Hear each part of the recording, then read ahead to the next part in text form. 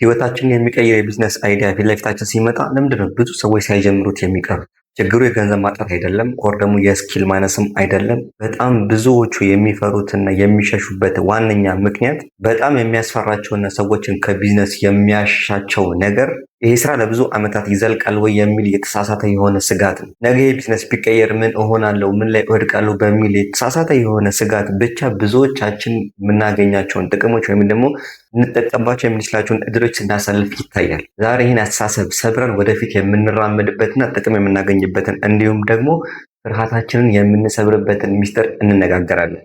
ሰላም፣ እንዴት ናችሁ? ዛሬ ይዤላችሁ የመጣሁት ሀሳብ በተለይ አዲስ ቢዝነስ መጀመር ለምትፈልጉ ወይም ደግሞ የራሳችሁን የሆነ ሳይድ ኢንካም በጎን እንዲኖራቸው የምትፈልጉ ወጣቶችና ስራ ፈጣሪዎች የሚሆን ወሳኝ የህይወት ትምህርት ነው። በብዙ አጋጣሚ ከብዙ ሰዎች ጋር የሆነ የቢዝነስ አይዲያ ወይም ደግሞ የቢዝነስ ሀሳቦችን እወያያለሁ እና በእነዚህ ውይይቶች ውስጥ ከብዙዎች የምሰማው የሆነ ተደጋጋሚና ተመሳሳይ የሆነ አንድ ፕሮብሌም አለ። እሱም ምንድነው? በጣም ብዙ ወጣቶች የሆነ አዲስ ቢዝነስ አይዲያ አዲስ የሆነ የኢንካም መንገድ የሚመለከቱና ግን የሆነ ነገር ወደኋላ የሚጎታቸው ነገር አለ። እሱ ምንድነው?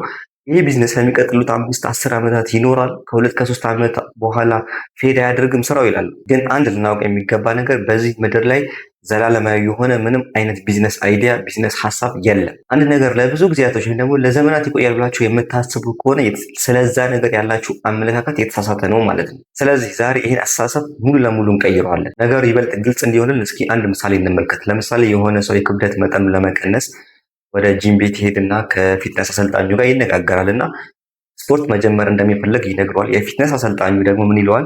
ይህን ምግብ መቀነስ አለብህ፣ ይህን ምግብ ነው የምትመገው፣ በሳምንት ደግሞ ይህን ያህል ቀን ስፖርት መስራት ይኖርብሃል ሲለው ሰውየው ምን ይላል? እንደ እኔማ በጣም መክሳት አልፈልግም ይላል። ገና ስፖርቱን ሳይጀምር አንድም ቀን እንኳን ትራክ ላይ ሳይሮጥ ግን ምን ይላል? መክሳት አልፈልግም በሚል ምክንያት ራሱን ወደኋላ ያሸሻል። ይሄ ምንድነው? ገና ጉዞን ሳይጀምር ስለ ጉዞ መጨረሻ ባለው የተሳሳተ አመለካከት ምክንያት ራሱን ስፖርቱን ከመጀመር ወደኋላ ያቅባል ማለት ነው። በቢዝነስ ዓለም ውስጥ የሚከሰተው ልክ እንደዚሁ ነው። አሁን ለምሳሌ በኢትዮጵያ ውስጥ በቲክታክ ወይም ደግሞ በቴሌግራም ቻናል የተለያዩ ፕሮዳክቶችን በማስተዋወቅ ገቢ የሚያገኙ ወይም ደግሞ ከመርካቶ እቃዎችን በቅናሽ በመግዛት በኢኮሜርስ ብዙ ገንዘቦችን የሚሰሩ ወጣቶች እንዳሉ እናውቃለን። ነገር ግን አንዳንዶች ምን ይላሉ? ይሄ የኦንላይን ቢዝነስ እኮ የሆነ ሰዓት ሊታገድ ይችላል፣ ኦር ደግሞ ትሬንዱ ሰዎች በጣም ይበዙበታል፣ ኦር ደግሞ ሌላ አፕሊኬሽን ይመጣና ይህ አፕሊኬሽንን መጠቀም እናቁም ይሆናል በሚል ሰበብ ምክንያት ራሳቸውን ወደዛ ስራ ከማስገባት ወደኋላ ይጎትታሉ። ስለዚህ ባልጀምረው ይሻላል በሚል ምክንያት ራሳቸውን ወደ ቢዝነስ ከመክተት ባሉበት ረግጠው መቀመጥን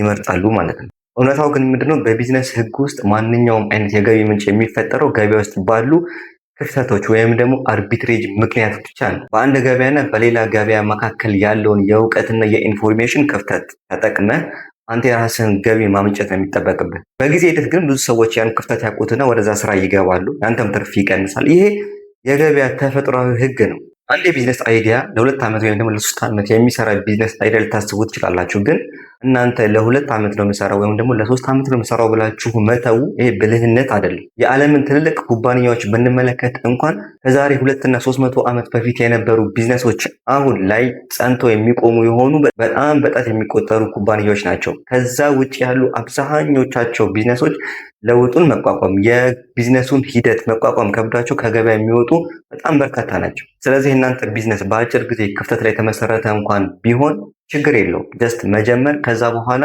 ከጀመራችሁ በኋላ የሚኖራችሁን ካሽፍሎ መያዝ እንዲሁም ደግሞ ልምድ ማዳበር፣ የተለያዩ ኔትወርኮችን መዘርጋት ነው። ልክ እድሉ ደግሞ ሲያበቃ ያከማቻችሁትን ነገር ይዛችሁ ደግሞ ወደ ሌላ ቢዝነስ ፒቮት ማድረግ ወይም ደግሞ ሌላ ቢዝነስ ውስጥ መግባት ነው በቃ። እና ደግሞ የኢንቨስትመንት ሀሳብ ይኑራችሁ። ለምሳሌ የሆነ ቢዝነስ አይዲያ ቢመጣላችሁ ውሳኔያችሁ የሚሆነ 2 ነገር ነው። ወይ መጀመር ነው ወይም ደግሞ መተው ነው አይደል የሚሆን። የመጀመሪያውን ቾይስ ስንመለከት መጀመር እድሉን መጠቀም በሚል እንውሰድና የጀመርነው ነገር ከ3 ዓመት በኋላ ወር ከ4 ዓመት በኋላ እኛ ጋር ያለው ካሽ ፍሎ እኛ ጋር ያለው ገንዘብ ከጀመርንበት 2፣ 3፣ 4 እጥፍ ከፍ ሊል ይችላል። ከዛስ ያ ነገር ሲቆም ግን እዛ ጋር ያዝነውን ገንዘብ እዛ ጋር የተጠቀምነውን ልምድ ወር ደግሞ ኔትወርክን ይዘን ወደ ሌላ ቢዝነስ ራሳችን ሺፍት እናደርጋለን። ሁለተኛው አማራጭ ግን ምንድነው? በስጋት መተው ነው። ዘላቂነት የለውም በሚል ምክንያት ማለት ነው። ትርፍ አናገኝም።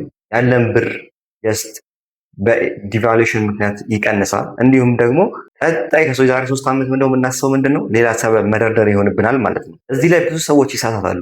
ሰዎች የሆነ ቢዝነስ ሲጀምሩ በአንዴ ብዙ እርምጃዎችን መራመድ ይፈልጋሉ። ግን ቢዝነስ እንደዚህ አይደለም። ፊት ለፊታችን የምናገኛቸውን እድሎች ተጠቅመን የተወሰኑ ገንዘቦችን እያገኘን ራሳችን ዴቨሎፕ እያደረግን እያጠራቀምን የምንሄደው ሂደት ነው። ብዙዎች የዛሬ 20 ዓመት እቅዳቸውን በማሰብ ብቻ ራሳቸውን ያውካሉ። አይደለም የዛሬ 10 ዓመት የዛሬ 20 ዓመት ይቅርና ከ3 ዓመት በኋላ እንኳን የሚኖረው የገበያ ሁኔታ፣ የእኛ ፍላጎት እንዲሁም ደግሞ የዓለምን ከባቢ አየር ሊለወጥ ይችላል። ሰዎች ይሄ ቢዝነስ ለብዙ ዓመታት አይቆይም ወይም ደግሞ አስተማማኝ አይደለም እያሉ ሰበብ የሚደረድሩበት እውነተኛው ምክንያት ግን ምንድን ነው? የመጀመሪያ የውድቀት ፍርሃት ነው። ፊር ኦፍ ፌለር የምንለው ነገር ማለት ነው። ሰዎች ስራው በጣም ቀላልና እንዲሁም ደግሞ መጀመር የሚችል አይነት ሆኖ እንኳን እያለ ለመጀመር የሚፈሩት ባይሳካልኝስ፣ ብከስርስ የሚል ውስጣቸውን የሚበላው የሆነ ፍርሃት ስላለን። ሁለተኛ ነገር ደግሞ ምንድነው? ከምቾት ዞን ላለመውጣት የምናደርገው ጥረት ነው። አዲስ ነገር ለመጀመር የሚያስፈልገውን ድካምና ልፋትን ሽሽት በተለያዩ ሰዎችን በመደርደር ከዛ ነገር ራሳችንን ማቀም ማለት ነው። አንዳንድ ጊዜ ሰበብ መደርደሩን ትተን ከተቀመጥንበት መነሳት መቻል አለብን። አሁን ኢትዮጵያ ውስጥ እንኳን በአሁኑ ሰዓት እንኳን በሀገራችን የተለያዩ የቢዝነስ ዘርፎች ውስጥ ለምሳሌ ዲጂታል ማርኬቲንግ ኦር ቪዲዮ ኤዲቲንግ ኦር ደግሞ የኢኮሜርስ የኦንላይን ማርኬቶችን ተጠቅመን እዛ ውስጥ የሚገኙ የገበያ ክፍተቶችን አንብበን ተረድተን ያንን ክፍተት ሞልተን ራሳችንን ዴቨሎፕ እናደርግበት ገቢ የምናገኝበትን ነገር መፍጠር እንችላለን። እድሉ ጊዜያዊ እንኳን ቢሆን ከገንዘብ ባሻገር የሚሰጠን ጥቅም ብዙ ስለሆነ እስኪል እናዳብርበታለን፣ ኔትወርካችን እናሰፋበታለን። ስለዚህ እዛ ውስጥ ገብተን መልፋት፣ ሀስል ማድረግ መጣር ግዴታችን ነው በኛ ላይ። ዛሬ ከተነጋገርነው ውስጥ የምንወስዳቸውን ዋና ዋና ነገራቶች ላስታውሳችሁ። የመጀመሪያው ፍጹምና ዘላለማዊ የሆነ ቢዝነስ የለም። ሁሉም ገበያዎች እንደየወቅቱ ይለዋወጣሉ። ስለዚህ ጊዜያዊ መሆናቸው እኛን ሊያግደን አይገባም ማለት ነው። ሁለተኛው ካፒታልና እውቀትን አከማቹ። ዛሬ በምናደርገው የካሽ ፍሎ ውስጥ የምናገኛቸውን ትናንሽ ገንዘቦችን አጠራቅመን ነገ ለምናስባቸው ትላልቅ ቢዝነሶች እንደ መነሻነት መጠቀም መቻል አለብን። ሶስተኛው ፍርሃትን በስሙ ልንጠራው ይገባል። የተለያዩ ቢዝነሶችን ልንጀምር ስንል እኛን ወደኋላ የሚጎትተን ነገር የተለያዩ ሰዎችን ከመደርደር ይልቅ ፈርቼው ነው ኦር ደግሞ እየፈራው ስለሆነ ነው ብለን ያን ነገር አምነን ተቀብለን ለዛ ነገር መፍትሄ መፈለግ ነው የሚሻልም ማለት ነው። ምናልባት ዛሬ ለህይወታችሁና ለቢዝነሳችሁ ትልቁን ትምህርት አግኝታችኋል። ለመጀመር የምንፈራው ስራው የማይሰራ ነገር ሆኖ ሳይሆን ውድቀትን ስለምንፈራና የዛሬ 10 እና 20 ዓመት ስለሚሆነው ነገር ዛሬ ላይ ሆነን በጣም ብዙ መጨነቅን ስለመረጥን ነው። ለዘላለም የሚኖር ስራ ፍለጋ ጊዜያችንን አናባክን። አሁን ባለው የገበያ ሁኔታ ውስጥ የሚገኙ ክፍተቶችን ተመልክተን እዛ ውስጥ በቁርጠኝነት ገብቶ መስራት ብቻ ነው። የምናገኘው ገንዘብና እውቀት ደግሞ ለነገ መሸጋገሪያ አድርገን እንጠቀመዋለን ማለት ነው። ይህ ቪዲዮ አዲስ እይታ እንዳስጨበጣችሁና እንዲሁም ደግሞ የመጀመር ተነሳሽነታችሁን እንደጨመርላችሁ ተስፋ አድርጋለሁ። እናንተስ ለመጀመር ያሳባችሁት ግን ደግሞ ዘላቂ ነው ወይ በሚል ምክንያት የታቀባችሁበት የሆነ ቢዝነስ አይዲያ አለ? ኮሜንት ላይ ጻፉልኝ፣ እንወያይበት።